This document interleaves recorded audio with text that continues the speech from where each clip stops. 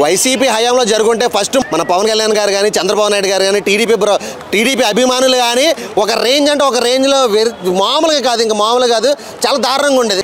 వేరే క్యాస్ట్లో వారు జరిగితే మాత్రం ఖచ్చితంగా వచ్చేసి అర్జెంటుగా న్యాయం జరిగిపోవాలి, మాకు ఈ రోజు న్యాయం జరగాలి అన్న విధంగా పోరాడుతున్నారు వాళ్ళు. ఇంతకన్నా దరిద్రం ఇంకేమైనా ఉంటుందా? ఇది కరెక్ట్ కాదు. నేను చెప్తున్నా 2029లో మాత్రం జగన్ ప్రభుత్వం ఖచ్చితంగా వస్తుంది. జగన్ ప్రభుత్వం వచ్చిన తర్వాత అన్న ఈ రోజున ఎప్పుడైతే మన టీడీపీ ప్రభుత్వం అధికారంలోకి వచ్చిందో దళితుల మీద అఘాయిత్యాలు ఎక్కువైపోయినాయి. ఇంత అంత కాదు, మామూలుగా కాదు.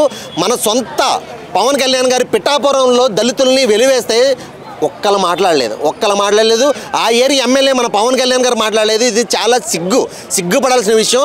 అది కాకుండా నిన్న జరిగిన ఈ ఘటన రాష్ట్రానికే ఒక బ్లాక్ డే అని చెప్పొచ్చు. నిజం చెప్తున్నా, ఇది ఒక బ్లాక్ డే అనుకోవచ్చు. ఎందుకంటే దళితుల మీద ఈ అఘాయిత్యాలు ఎప్పటి నుంచో జరుగుతున్నవి. సో ఇంకా మనం అభివృద్ధి చెందుతున్నాం. ఈ కులాలు దళితులు ఇవన్నీ లేకుండా అందరూ కలిసిమెలిసి ఉందాం అనుకున్నాం.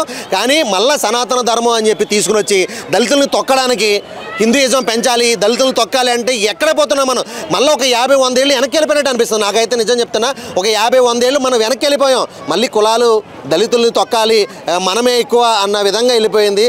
సో ఇదే కనుక ఉన్నత క్యాస్ట్లో చేస్తే ఇదే ట్రీట్మెంట్ చేస్తారా పోలీసులు? ఇదే ట్రీట్మెంట్ చేస్తారా? వాళ్ళ అలాగే కిందేసి తొక్కుతారా? నేను అదే అడుగుతున్నా. కానీ ఇది కరెక్ట్ కాదన్నా. నిజం చెప్తున్నా, ఈ రోజుల్లో ఎలా ఉందంటే ఆంధ్రప్రదేశ్ పరిస్థితి, ఎప్పుడెప్పుడు ఈ ప్రభుత్వం పోతుందా అని ప్రతి ఒక్కడు కూడా, ఆంధ్రప్రదేశ్లో ప్రతి ఒక్కడు కూడా ఈ ప్రభుత్వం నుంచి మాకు ఎప్పుడు విముక్తి కలుగుతుందా అని చూస్తున్నాం.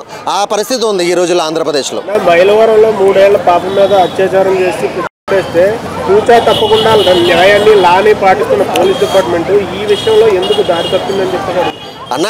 ఇలాంటివి దళితుల మీద కానీ అన్యాయాలు జరుగుతున్న, దళితుల మీద రేపులు జరుగుతున్న, మాటలు జరుగుతున్నా కానీ ప్రభుత్వం నుంచి ఒక్కరు కూడా మాట్లాడలేదు. మనం ఈ ఒక్క పాప గురించి మాట్లాడుకున్నా కానీ ఇలాంటి సిచ్యువేషన్లు ఎన్నో జరిగినాయి. ఎవ్వరు ఒక్క నాయకుడు కూడా వచ్చి బయటకు వచ్చి ఇలా జరుగుతున్నాయి అని అనరు. అదే వేరే క్యాస్ట్లో వారు జరిగితే మాత్రం ఖచ్చితంగా వచ్చేసి అర్జెంటుగా న్యాయం జరిగిపోవాలి, మాకు ఈ రోజు న్యాయం జరగాలి అన్న విధంగా పోరాడుతున్నారు వాళ్ళు. కానీ దళితుల మీద కానీ ఎలాంటి అన్యాయాలు ఘటనలు జరుగుతున్నప్పుడు ఏ ఒక్కరు నాయకుడు మాట్లాడతలేదు. అది చాలా బాధాకరమైన విషయం. ప్రతి ఒక్కరు సమానం అని చెప్తున్న మన రాజ్యాంగం ఈ రోజున దళితుల మీద ఏదైనా జరుగుతుంటే మాత్రం వచ్చి బయటకు వచ్చి మాట్లాడడానికి ఎవరు ముందుకు రాకపోవడం అనేది చాలా సిగ్గు అని చెప్పుకోవాలి. పోలీసుల ఘటన వైసీపీ హయాంలో జరిగి ఎలా ఉండేది పరిస్థితి? వైసీపీ హయాంలో జరుగుంటే ఫస్ట్ మనం అంటే గవర్నమెంట్ పక్కన పెడితే ఆపోజిట్ గవర్నమెంట్ ఇలా మన పవన్ కళ్యాణ్ గారు కానీ చంద్రబాబు నాయుడు గారు కానీ టీడీపీ అభిమానులు కానీ ఒక రేంజ్ అంటే ఒక రేంజ్లో మామూలుగా కాదు, ఇంకా మామూలుగా కాదు, చాలా దారుణంగా ఉండేది. కానీ ఇప్పుడు ఇదే సిచ్యువేషన్ జరుగుతుంటే ఎవరు ఒక్కరు కూడా వచ్చి బయటకు వచ్చి మాట్లాడలేదు చూడన్నా. అది మనం చెప్పుకోవాల్సింది ఏంటంటే దరిద్రం ఏంద్రా అంటే ఇంతకన్నా దరిద్రం ఇంకేమైనా ఉంటుందా? ఇది కరెక్ట్ కాదు. నేను చెప్తున్నా 2029లో మాత్రం జగన్ ప్రభుత్వం ఖచ్చితంగా వస్తుంది. జగన్ ప్రభుత్వం వచ్చిన తర్వాత ఇప్పుడు జరుగుతున్న అన్యాయాలు ఎవరెవరైతే ఈ పనులు చేస్తున్నారో, అది సిఐ కావచ్చు, డిఎస్పీ కావచ్చు, డిఐజీ కావచ్చు, జగన్ గారు ఆల్రెడీ చెప్పేశారు ఎక్కడున్నా కానీ వెతుక్కుని తీసుకొచ్చి గవర్నమెంట్ కోర్టు నుంచి చట్టపరంగా ఖచ్చితంగా మీకు శిక్ష పడేటట్టే మేము చేస్తామని చెప్పేసి అన్నారు. డెఫినెట్గా చేస్తారు. కానీ మనకు బాధపడాల్సిన విషయం ఏంటంటే ఇంకా ఆల్రెడీ 1 ఇయర్ అయింది, ఇంకో 4 సంవత్సరాలు మన ఈ గవర్నమెంట్ మరి భరించక తప్పదు అనిపిస్తుంది నాకైతే.